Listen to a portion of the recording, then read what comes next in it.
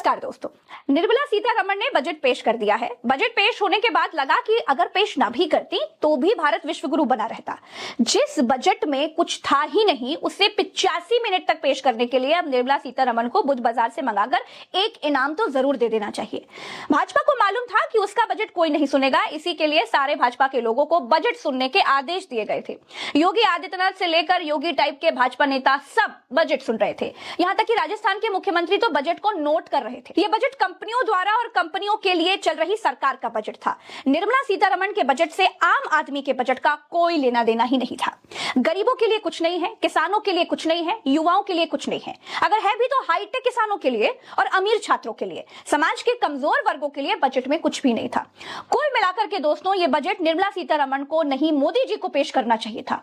जानते हैं क्यों? क्योंकि जब फेंकना ही था तो प्रधानमंत्री निर्मला ताई से अच्छा फेंक सकते हैं भाई। बजट इतना घटिया था कि निर्मला सीतारमण के बगल में मौजूद भाजपा सांसद जमाइयां ले रहे थे। ये देखिए, अपनी आंखों से देखिए। आगे निर्मला सीतारमण संडे को बजट पेश करते इतिहास बना रही थी और ऐसे ऐतिहासिक बजट पर भाजपा के सांसद साहब ऊंघ रहे थे। बजट भाजपा सांसदों के ऊपर से निकल रहा था। निर्मला सीतारमण ने जैसे ही बजट पढ़ना बंद किया वैसे ही शेयर मार्केट में हाहाकार मच गया। शेयर मार्केट धड़ाम हो गया। वैसे बजट से बाजार सुधरते हैं, लेकिन भाजपा के बजट से बाजार की कमर टूट गई। सेंसेक्स 1300 अंक नीचे गिर गया। सोने चांदी की कीमतें जमीन चाट गई। चांदी 25,000 रुपए गिर गई। पिछले 2 दिनों में चांदी लगभग 1.5 लाख रुपए प्रति किलो गिर गई है। सोने की भी ऐसी हालत है। पिछले 2 दिनों में 31,000 से 40,000 रुपए प्रति तोला गिर गया है सोना।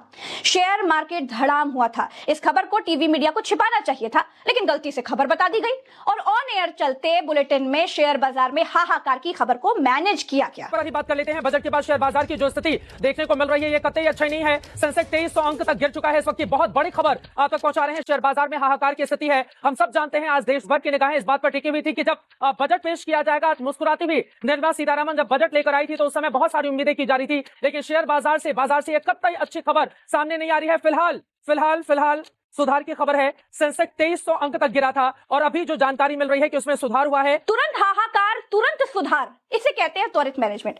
चलिए जल्दी से ये भी देख लेते हैं दोस्तों कि 85 मिनट के भाषण में निर्मला सीतारमण ने जो भाषण दिया उसमें क्या कहा। पहली बात यह रही कि इनकम टैक्स स्लैब में कोई बदलाव नहीं किया गया। अगर आप सिविलियन जहाज बनाते हैं तो पार्ट्स के लिए मटेरियल इंपोर्ट पर अब टैक्स नहीं लगेगा। अगर आप माइक्रोवेव और ओवन बनाते हैं तो माइक्रोवेव ओवन बनाने के पार्ट्स इंपोर्ट करने पर छूट मिलेगी, यानी कि माइक्रोवेव सस्ता होगा। सस्ता खरीदना है तो आटे की जगह माइक्रोवेव खरीद लीजिए, उसे पकाकर खा लीजिए। पर्सनल यूज के लिए मंगाए गए सभी गुड्स पर टैरिफ 20% से घटाकर 10% किया गया है।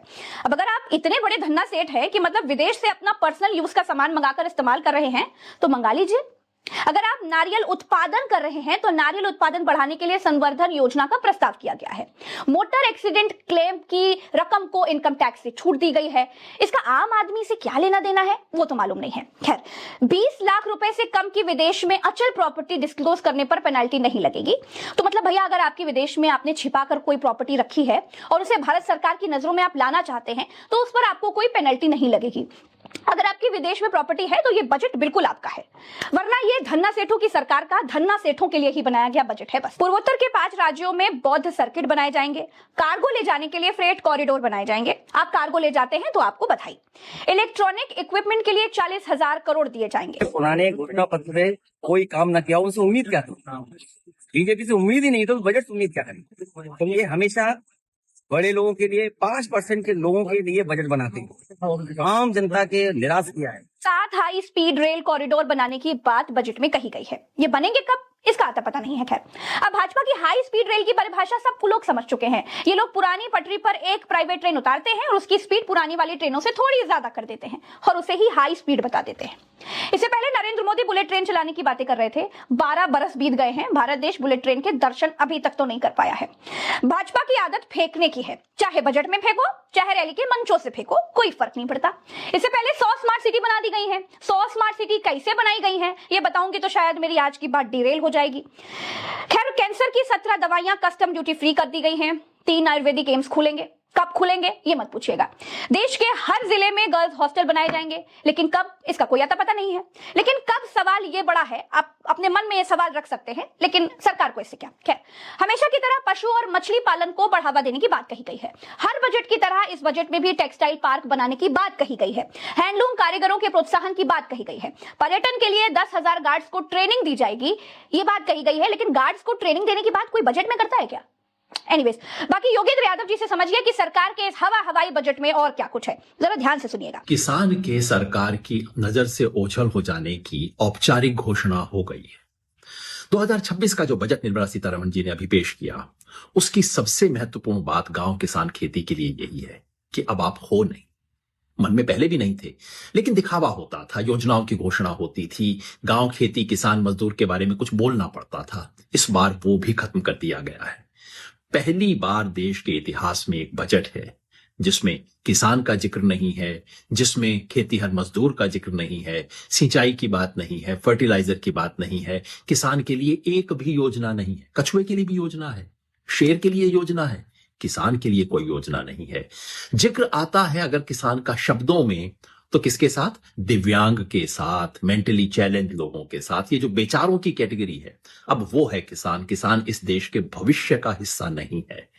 हाँ, अगर आप किसान हैं, कुछ करना चाहते हैं, तो आपको आर्टिफिशियल इंटेलिजेंस दे देंगे। आप बादाम उगाइए, वॉलनट उगाइए, आप कोको उगाइए, हाई वैल्यू काम कीजिए, और अगर नहीं कर सकते तो भाड़ में जाइए।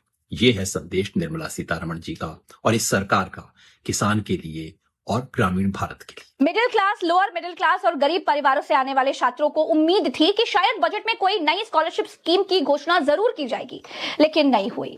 सॉरी, गरीबों के लिए नहीं, अमीरों के बच्चों के लिए इंतजाम जरूर किए गए हैं। विदेश में पढ़ाने के लिए भेजे जाने वाले पैसों पर सीसीएस 5% से घटाकर 2% कर दिया गया है। बाकी बजट में भैया ऐसा कुछ नहीं था जिसे हम आपको बता पाए। बेहद रूटीन बजट था। शायद इतिहास का पहला ऐसा बजट है जिसमें आम नागरिकों के लिए कुछ है ही नहीं, गृहिणियों के लिए कुछ है ही नहीं।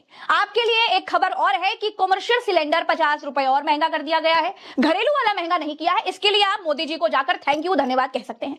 एक बात और, मैंने फर्जी बजट को 8 मिनट तक एलेबरेट किया है, उसका एनालिसिस किया है। और दोस्तों, जो मैं शुरुआत में ये कहकर एक लाइन में बता सकती थी कि भैया बजट में कुछ भी नहीं है, लेकिन फिर भी मैं 8-10 मिनट